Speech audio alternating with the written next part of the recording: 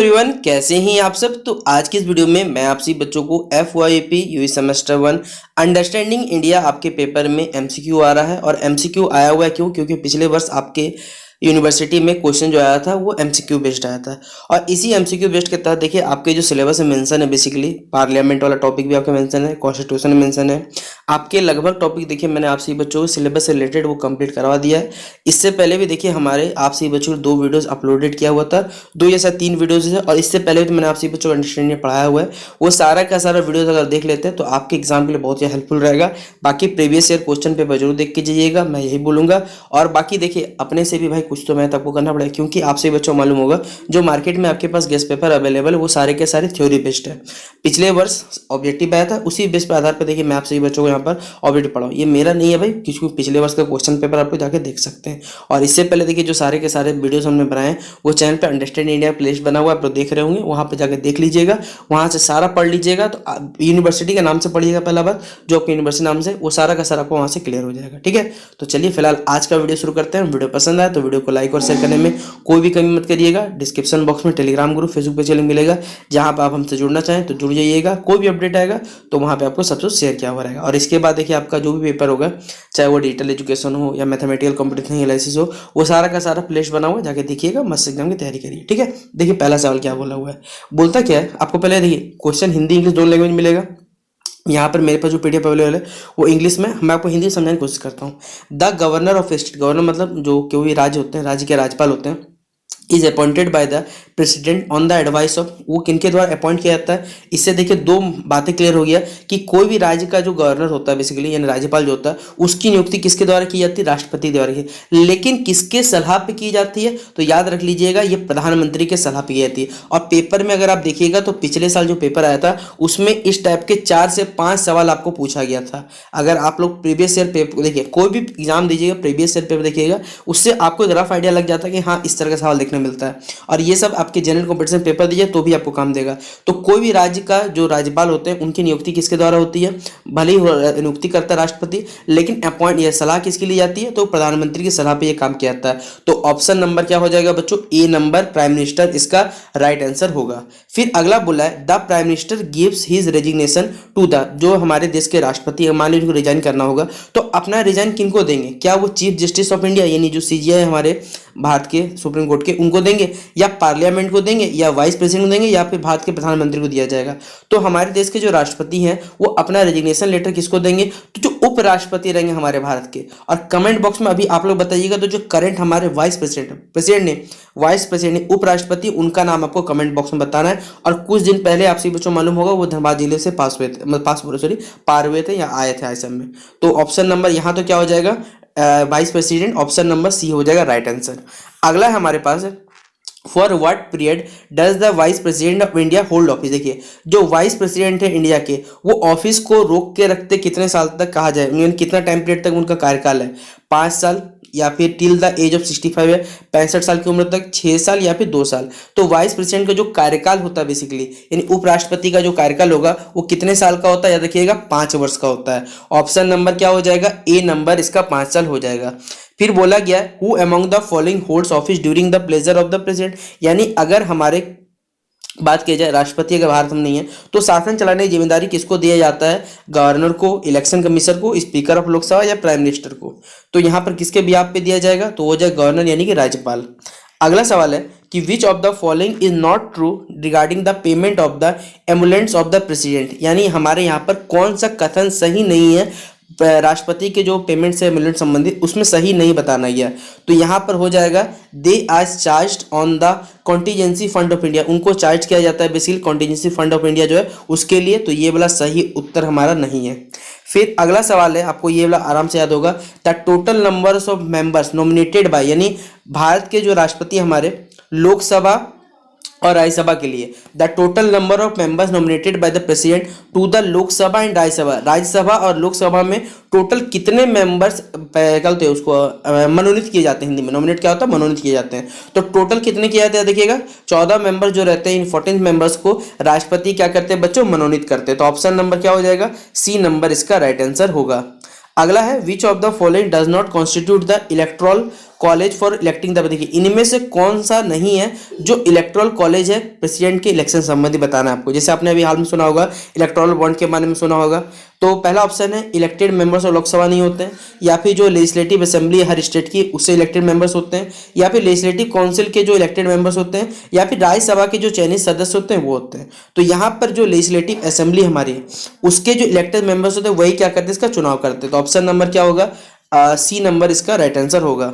अगला है the council of ministers in a parliamentary type of government can remain in office till it enjoys the support of the, देखिए अगर बात किया जाए भारत में, हमारे बात किया जाए, अगर मान के चलते भारत के प्रधानमंत्री है, भारत के प्रधानमंत्री तभी कह सकते हैं यहाँ पर रहेंगे जब उनकी लोकसभा में सीटें क्या रहेंगी, आधा से अधिक रहेगी हमारे पास, ठीक है, जितनी भी सीटें उसमें से आधा से अधिक ज़्यादा रहेगा तभी वो क्या कर सकते हैं, उनका गवर्नमेंट भी चल सकता है। तो हमारे भारत के प्रधानमंत्री संबंधित यहाँ पर है।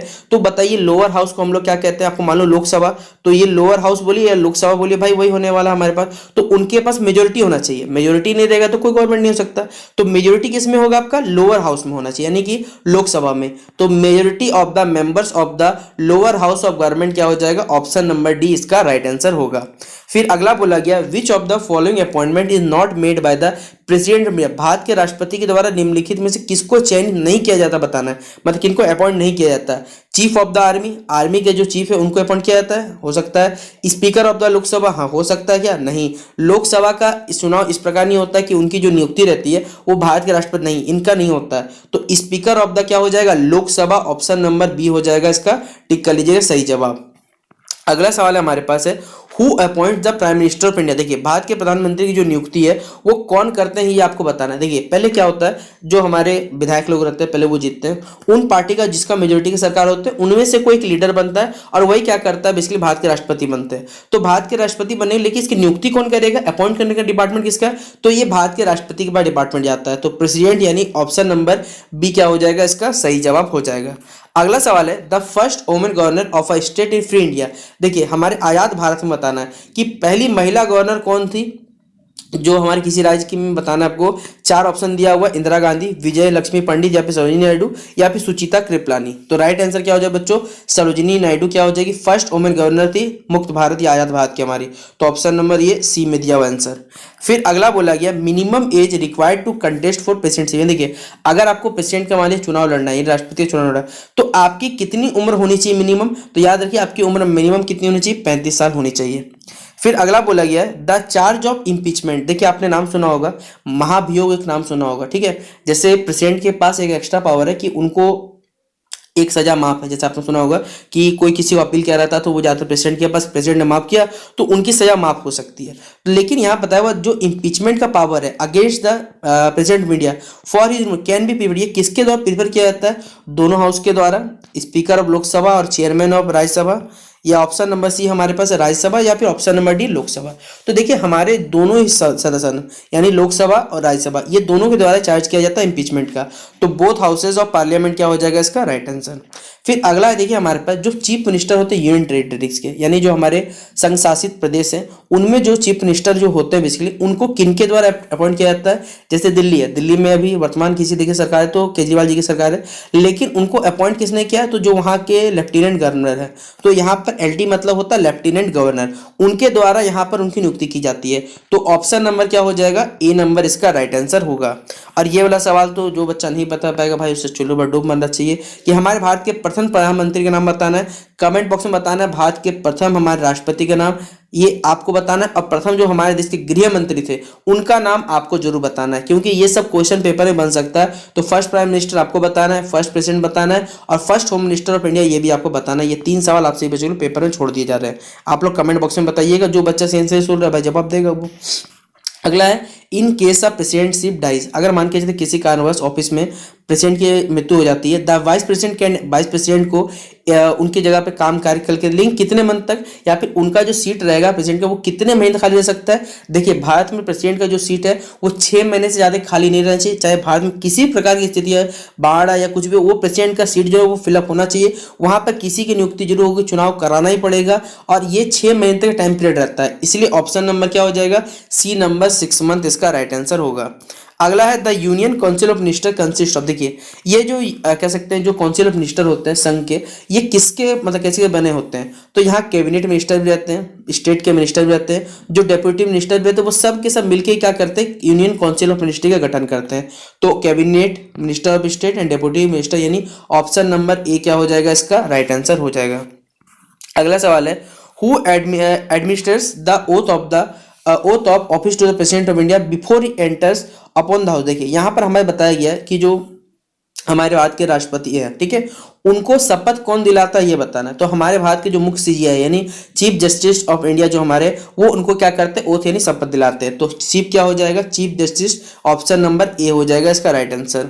अगला है who among the following enjoys the rank of A cabinet minister of the union Indian union. देखिए इनमें से कौन सा कथन सही है, जो कैबिनेट मिनिस्टर में जो रैंक में कैबिनेट मिनिस्टर के जो रैंक में रहता है इंडियन यूनियन में यानी संघ में, उसको बताना है। इसमें से कोई ऑप्शन सही नहीं है। डेप्यूटी चेयरमैन जो प्लानिंग कमीशन रहता नहीं हो सकता, डेप्यूटी चेयरमैन ये राज्यसभा का या फिर सेक्रेटरी गवर्नमेंट ऑफ इंडिया का।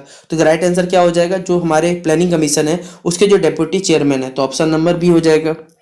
अगला सवाल है कि a person who is not a member of parliament can be appointed as a minister by the president for a maximum period. देखिए अगर कोई भी मान के चलते हैं, जैसे भारत में जैसे आपने देखा होगा कि किसी मान के चलते प्रधानमंत्री की हत्या हुई, ठीक है, अब उनके स्थान पर उनके बेटे को बैठाया गया, लेकिन वो कहीं ना कहीं से उनको सीट जीतना पड़ेगा, उनको कहीं ना कहीं का विधायक बनना पड़ेगा, तभी जाके वो क्या कर सकते हैं, बेसिकली हमारे देश के कोई मिनिस्टर पद पर रह सकते हैं। लेकिन कितना टाइम तक, तो ये नॉर्मल टाइम आपको दिया हुआ कि 6 मंथ में आप लोग 6 मंथ आप बन सकते हैं। उसके बाद अगर आपको टिकना है तो उसके लिए आपको क्या करना, कहीं पर भाई विधायक बनना पड़ेगा।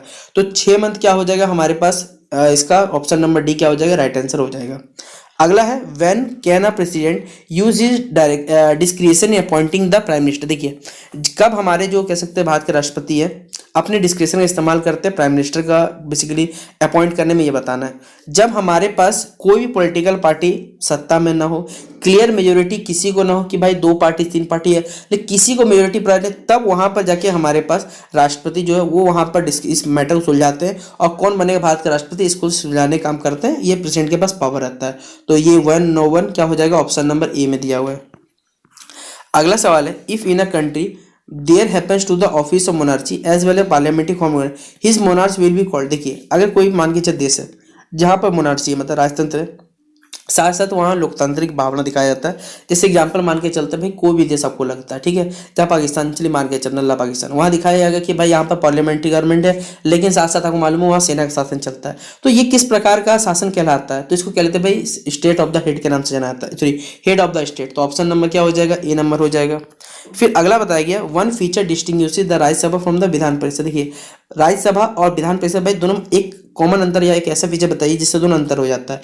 तो दोनों के पास याद रखिए, राज्यसभा के पास जो महाभियोग की पावर होता है वो विधान परिषद के पास नहीं होता। तो पावर ऑफ इम्पीचमेंट अलग होता है भाई, ये सबसे उसका अंदर अलग बनाता है। तो ऑप्शन नंबर ये दिया हुआ है, ए में दिया हुआ है। अगला हमारे पास है चीफ मिनिस्टर समझ पूछा हुआ है कि chief minister of all the states are ex officio members of the. देखिए जो कोई भी राज्य के चलिए चीफ मिनिस्टर वे सब के सब किसके मेंबर्स होते हैं, एक्स ऑफिशियल मेंबर्स होते हैं किसके, इंटर स्टेट जो काउंसिल होता है उसके वो लोग सदस्य होते हैं। फिर अगला बताया who among the following has the final right to sanction the expenditure of public money in India. देखिए यहाँ पर हमें बताया गया कि किनके पास अधिकार होता है फाइनल राइट, ताकि जो बेसिकली सैंक्शन लग सकते हैं जो पब्लिक मनी में बेसिकली जो खर्च किए गए उन पे सैंक्शन लाने का अधिकार किसको दिया गया है, तो भारत के राष्ट्रपति को दिया गया, यानी प्रेसिडेंट क्या हो जाएगा, इसका राइट आंसर होगा। अगला है which of the following is not essential qualification for appointment as a governor. देखिए गवर्नर की नियुक्ति के लिए इनमें से कौन सा क्वालिफिकेशन भाई जरूरी नहीं। देखिए पहले बात में हमारे पास यहाँ एजुकेशन क्वालिफिकेशन देखिए किसी के लिए नहीं है। कोई भी नेता यहाँ पर क्वालिफिकेशन रखना चाहिए कि भाई अगर आपको नेता बनना है तो मिनिमम आपको 12th पास या पास होना चाहिए। लेकिन यहाँ हमारे देश में इस संविधान में, हमारे संविधान में ये थोड़ा सा बदलाव करने की आवश्यकता, कहीं ना कहीं संशोधन करना चाहिए कि इस प्रकार का कुछ नियम रखना चाहिए।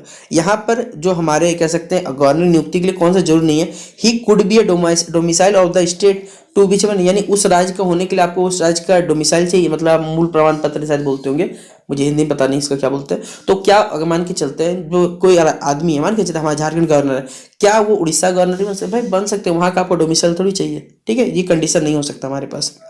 अगला हमारे पास है the president nominates 12 members of the Rajya Sabha according to. देखिए जो हमारे भारत के राष्ट्रपति है वो राज्यसभा के लिए 12 मेंबर्स को मनोनीत कर सकते हैं अकॉर्डिंग टू, जब कब, कौन कौन से फील्ड के आधार पर उनको मिला हुआ है, साइंस के फील्ड के आधार पर, आर्ट्स के फील्ड के आधार पर, लिटरेचर और सोशल सर्विस जो काम कर रहे हैं उनको वहां पे नियुक्ति के लिए किया जाता है। तो their distinction in the field of science, art and social service क्या हो जाएगा, और ये दिया हुआ हमारे पास ऑप्शन नंबर डी में। अगला बताया हुआ, which article of the constitution empower the president to appoint a commission to investigate the condition of backward classes in general and suggestive ameliorative measure. देखिए हमारे संविधान में देखिए कौन सा आर्टिकल यानी अनुच्छेद है जो राष्ट्रपति को अधिकार देता है कि भाई आप लोग क्या कर सकते हैं, कमीशन का गठन कर सकते हैं ताकि जो कंडीशन बैकवर्ड क्लासेस का जनरल कैटेगरी में या इम्पोरेटिव जो मेजर्स है वो अपना सके। तो आर्टिकल 340 हो जाएगा इसका राइट आंसर। अगला सवाल है, who can initiate impeachment proceed against the president of India. देखिए मैंने आपको बताया ना कि भाई इम्पीचमेंट यानी जो महाभियोग का प्रक्रिया है वो दोनों में से कोई भी चला सकता है, यानी राज्यसभा भी और लोकसभा भी। तो आइदर एनी हाउस ऑफ क्या हो जाएगा, पार्लियामेंट इसका राइट आंसर। फिर who was the member of the Rajya Sabha when first appoint as a prime minister of India. देखिए हमारे पास राज्यसभा के प्रथम मेंबर कौन थे जब जिनको भारत के राष्ट्रपति बनाया गया था, तो वो थे इंदिरा गांधी। तो ऑप्शन नंबर क्या हो जाएगा, ये डी में इसका आंसर है। फिर मिनिमम एज क्या है, देखिए गवर्नर बनने के लिए तो वो 35 साल होते हैं, याद रखिएगा, ठीक है। Chief minister of a state, बताइए कोई भी राज्य का जो चीफ मिनिस्टर है वो किसके लिए रिस्पॉन्सिबल होता है, तो भाई जो उस राज्य की विधानसभा होती है, विधान परिषद शायद नहीं बोलते होंगे, इंग्लिश में लेजिस्लेटिव असेंबली बोला जाता है, उसके प्रति वो क्या होते हैं, उत्तरदायी होते हैं। तो ऑप्शन नंबर सी हो जाएगा। अगला सवाल है, the administrative and operation content of the armed force. देखिए भारत में हमारे जो आर्म फोर्सेस का कंट्रोल है, चाहे वो एडमिनिस्ट्रेटिव हो चाहे ऑपरेशनल कंट्रोल हो, ये सब का सबको जो कंट्रोल किया जाता है किनके द्वारा, तो जो मिनिस्ट्री ऑफ डिफेंस है यानी कि हमारा जो रक्षा विभाग है वो उनके कंट्रोल में रहती है। तो ऑप्शन नंबर क्या है, मिनिस्ट्री ऑफ डिफेंस, या ऑप्शन नंबर बी में। फिर what is the position of a minister of a state. कोई भी राज्य में जो स्टेट है या सेंट्रल गवर्नमेंट को कह सकते हैं जो मिनिस्टर है उसका क्या कह सकते हैं पोजीशन रहता है, तो वो central he is a minister, वो सेंट्रल गवर्नमेंट का कोई मिनिस्टर रहेगा। बट ऐसा जो नहीं कि भाई वो कैबिनेट का, वो जो कैबिनेट हमारे पास मंत्रिपरिषद है उसका भी मेंबर हो सकता है, ये कोई जरूरी नहीं है हमारे पास।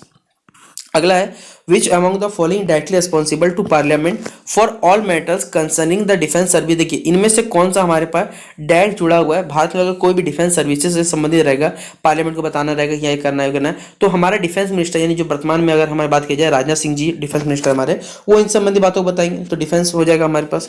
अगला है, how many times the president of India can seek re election to the post. देखिए अगर बात की जाए हमारे भारत के राष्ट्रपति जो है कम से कम कितनी बार अपने पोस्ट के लिए चयनित हो सकते हैं, मतलब वो वोट कह सकते हैं चयनित हो सकते हैं, तो हो जाएगा 2 टाइम्स कम से कम। एनी बोल रहा हूँ कितनी बार भी हो सकते हैं, एनी नंबर ऑफ टाइम्स क्या हो जाएगा इसका राइट आंसर।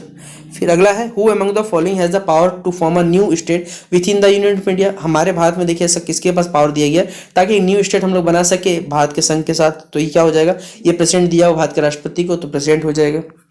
अगला सवाल है, if is the prime minister bound to advise the president on matter on which advice is out. देखिए अगर हमारे प्राइम मिनिस्टर भाई किसी प्रेसिडेंट की सलाह लेनी पड़ती है तो किस मैटर पे ले सकते हैं या ले सकते हैं नहीं ले सकते हैं हमें बताना है, तो भाई उनको सलाह मिल सकती है, आवश्यक एकदम जरूर मिल जाएगा।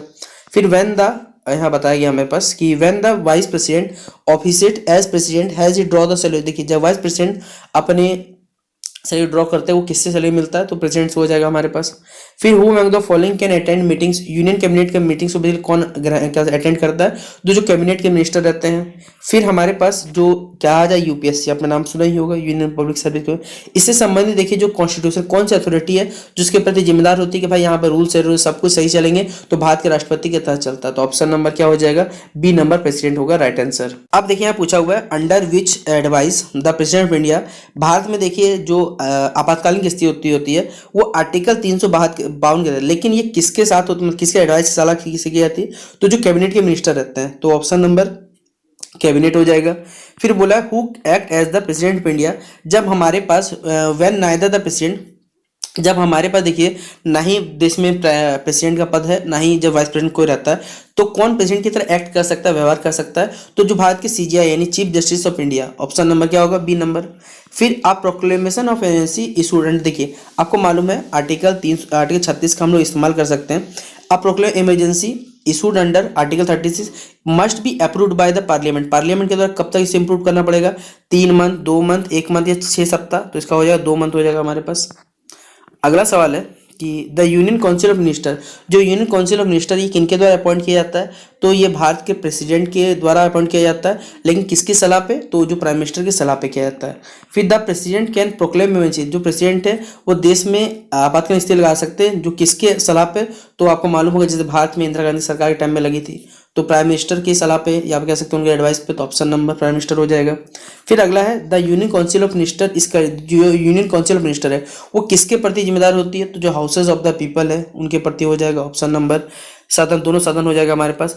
आर्टिकल 78 देखिए बेसिक किससे डिपेंड करता है, तो प्रेसिडेंट को डायरेक्ट क्या करता है, पावर देता है, तो एडवाइजरी मैसेज जारी करने संविधान सॉरी कह सकते हैं हमारे पास जो संसद है उसके प्रति, तो president power to send advisory major to the parliament. अगला है द मैक्सिमम ड्यूरेशन, यहाँ पर हमारे पास मैक्सिमम टाइम बताना है वाइस प्रेसिडेंट के लिए कि कब तक वो अपने पद पर रह सकते हैं, sorry maximum duration for be the vice president may office, अच्छा वो कब तक प्रेसिडेंट के पद पर बने रह सकते हैं वाइस प्रेसिडेंट, तो 6 मंथ का उनको समय मिलता है।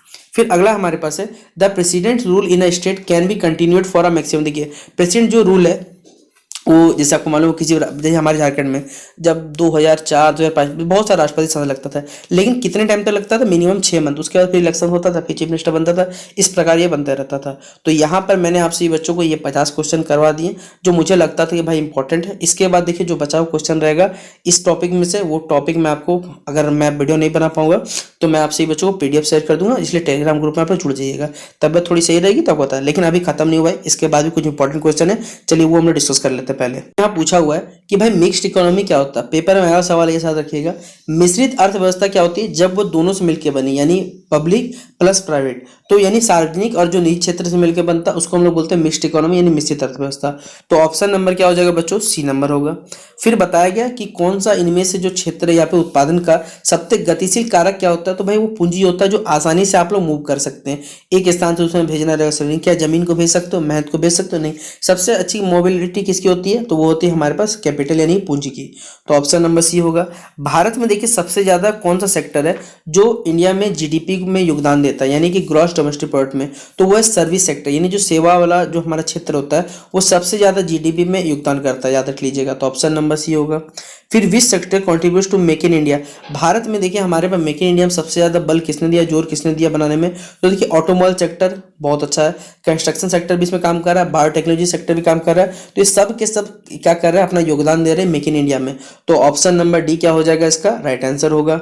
फिर भारत में देखिए बताना यहाँ पर कि नंबर 1 इंडस्ट्री कौन सा है, टेक्सटाइल इंडस्ट्री, याद रखिएगा जो वस्त्र उद्योग है वो टॉप में आती है हमारे पास उद्योग अग्रणी में, तो टेक्सटाइल इंडस्ट्री क्या हो जाएगा इसका राइट आंसर।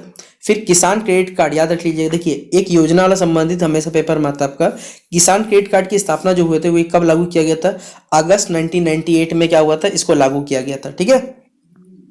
अगला सवाल है नाबार्ड का मुख्यालय कहाँ है, तो इसका याद रखिएगा, एक नाबार्ड पूछा जाएगा आपको, फिर एक पूछा जाएगा नीति आयोग, तो नीति आयोग के अध्यक्ष कौन होते हैं, भारत के प्रधानमंत्री होते हैं। अभी लेकिन पूछा हुआ नाबार्ड का देखिए जो मुख्यालय है वो कहाँ याद रखिएगा, ये है मुंबई में, तो ऑप्शन नंबर क्या होगा, बी नंबर। फिर कौन सा स्टेट जो है सबसे ज्यादा दुग्ध उत्पादन में क्या है टॉप में 2022 की रिपोर्टिंग के साथ देखा जाए, तो वह यूपी है हमारे पास, यानी उत्तर प्रदेश।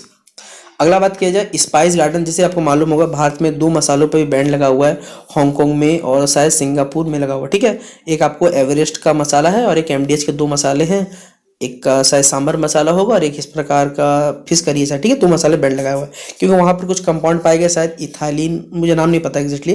तो भारत में देखिए मसाले टोटल 52 प्रकार के हैं, शायद 62 प्रकार के मसाले मिलते हैं और इनमें सबसे बड़ी कंपनी एवरेस्ट है, फिर MDH आता है हमारे पास। लेकिन भारत में सबसे ज़्यादा मसालों जो हमारे पास उसका बगीचा कहाँ है, तो उसको माना जाता है केरल को माना जाता है। फिर अगला विच of the following not a cause of unemployment, Bharat में देखिए बेरोजगारी का कारण नहीं है भाई, बढ़ती जनसंख्या कारण नहीं है, दोषपूर्ण नहीं है, ये हमारे क्या है, हमारी सोच है या कह सकते हैं भाई मेंटेलिटी कि हमारे पास देखिए जनसंख्या ज़्यादा हो रही है, नो डाउट नहीं हो रहा है, लेकिन अगर हम अपने लेवल पर लोगों को रोजगार देने की कोशिश करें तो ये बेरोजगारी थोड़ी घट सकती है।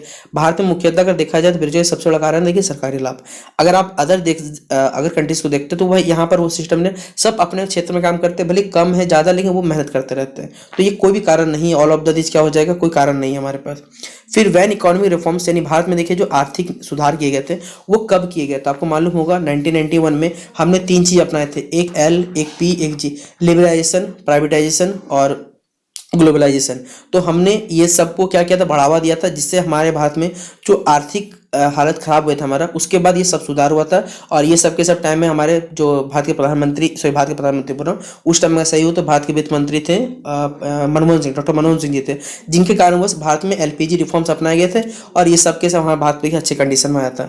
फिर हमारा ऐसा कौन सा बेसिकली कंट्री है जो सबसे ज़्यादा एफडीआई यानी फॉरेन डायरेक्ट इन्वेस्टमेंट है वो सबसे भारत को देता है, तो वो सिंगापुर है। ठीक है, फिर बताना which challenges are faced by the economy. देखिए हमारी इंडियन इकोनॉमी को किसके सबसे ज़्यादा फेस करना पड़ता है, जो पॉपुलेशन जनसंख्या घनत्व का, अनएम्प्लॉयमेंट का, गरीबी का, सबको देखिए हमारे भारत की जनसंख्या भाई सब कुछ सामना करना पड़ता है, तो डी नंबर इसका राइट आंसर होगा। फिर अगला देखिए भारत में किस प्रकार की बेरोजगारी पाई जाती है, तो भाई यहाँ पर मौसमी बेरोजगारी पाई जाती है, यानी कि सीजनल एम्प्लॉयमेंट सबसे ज़्यादा पाई जाती है। झारखंड में देखिए कौन सा ट्री नहीं मिलता, तो भाई चंदन का पेड़ नहीं मिलता, चंदन यहाँ नहीं मिलता, पलास मिल जाता है, कुसुम मिल जाता है, महुआ मिल जाता है, लेकिन कभी चंदन का पेड़ नहीं मिलता। तो ये कुछ क्वेश्चन बच्चों मैंने आपसे को शायद 60 क्वेश्चन लगभग आज के वीडियो में करवा दिया होगा। अगर आपको आज का ये वीडियो पसंद आया हो तो भाई लाइक और शेयर करने में कमी मत करिएगा, जितना हो सके शेयर कर दीजिएगा। मिलते हैं नेक्स्ट वीडियो पे, तब तक के लिए जय हिंद जय भारत।